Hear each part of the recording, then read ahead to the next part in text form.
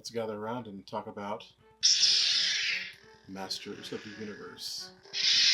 I don't have the sword from T-Man. I had it when I was a kid. I don't have it anymore. This is all I got. A work in progress.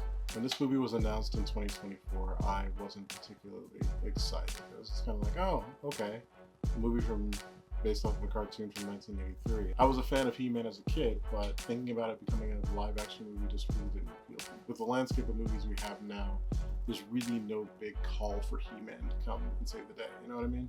The cast includes Nicholas Gallatin as Adam, aka He-Man. I just realized he was British. Jared Leto as Skeletor, who always seems to be kind of like the reverse of a rabbit's foot, like unlucky for movies. It sucks because he's a really, really good actor. Camila Mendes as Tila, a character I totally forgot about from the TV show. Idris Elba as Duncan, aka Man-at-Arms. And Alison Brie as Evil Lynn. The film's directed by Travis Knight, who directed Kubo and the Two Strings, which I heard is really good, but I kept falling asleep during it. That's no shade of the movie. I'm just terrible sometimes. He also directed Bumblebee, which is arguably, no, not even arguably, it's the best live-action Transformers movie. Masters of the Universe will actually be Travis Knight's third feature film. The story is pretty basic. It's Skeletor bad, He-Man good. After Adam finds his way back to Eternia from Earth, he and his friends have to take on Skeletor, who wants to power up Skeletor himself. So, basic He-Man stuff, for those of you that remember it, because I'm old. The tone of this movie actually works for me. It's not overly serious. It's a very self-aware film. It's more of a fun kind of Thor Ragnarok, kind of Dungeons and Dragons, the Chris Pine one.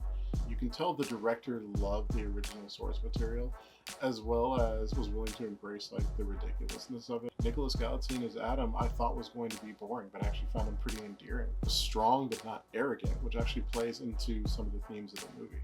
Tila is Adam's childhood friend that grows to be a competent warrior. She kind of balances out the film by being a little bit more serious than the others. Like there's the goofiness over here, and then there's her kind of trying to bring it together and solve these problems. She's not overly serious. She's still a part of the fun.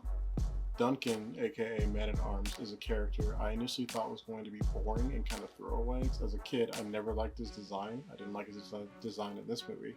However, he was actually pretty fun to watch. His character has an arc that actually serves the movie pretty well. Evil Lynn is Evil Lynn, henchperson to Skeletor. She's actually pretty funny in some scenes, but mostly she's exactly what you would expect.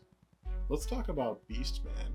I didn't know how they were going to have Beastman look. Like for some reason, I was thinking of, like, you remember Big Trouble in Little China?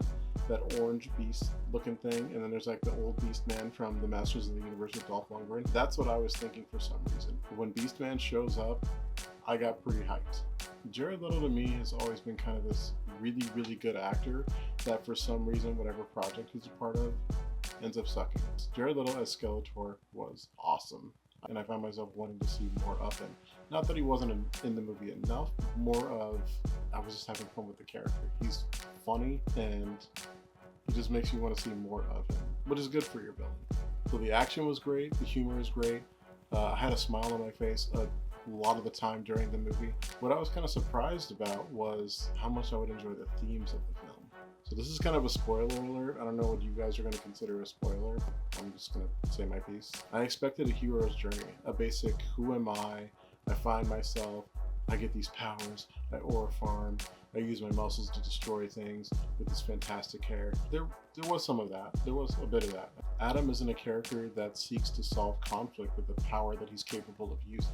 He doesn't want to be violent for the sake of violence. You know, it's kind of a last resort for this character. It's not about him being this capable, stoic, super strong warrior. And instead, the movie kind of dives into how vulnerability and empathy are actually strengths instead of weaknesses. It's not about him working alone to solve problems. It's about him working with his friends. Duncan is this macho guy that suffers a loss, and he goes into this kind of identity crisis. The film uses him as an avatar for the ideas of old masculinity, and through his growth he finds a much more positive version of masculinity. I think that Duncan's character represents the idea that even if you believed in something or held one perspective, you have the ability to make a different choice and to change to be better.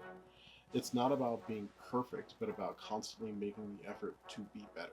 What I like about the film is how it redefines masculinity, saying that feelings are okay, vulnerability is okay, we should have empathy, we should care about each other, We should open up and connect in order to work together to make the world a better place wherever we are. It wasn't just about He-Man being a hero. It was about everybody working together in these positive ways to make it better for everyone. And I think that's really beautiful. Kind of is one of those things that brings a tear to my eye. But not now. Anyways, that's what I got from the movie.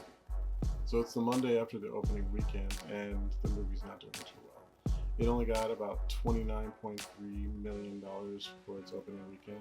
This movie needs $400 million to break even.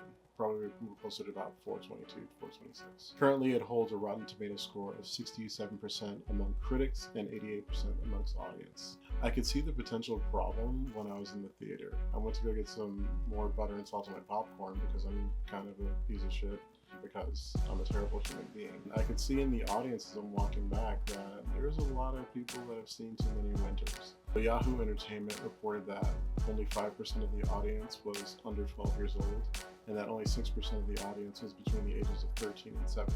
So 11% of the audience was under the age of 18.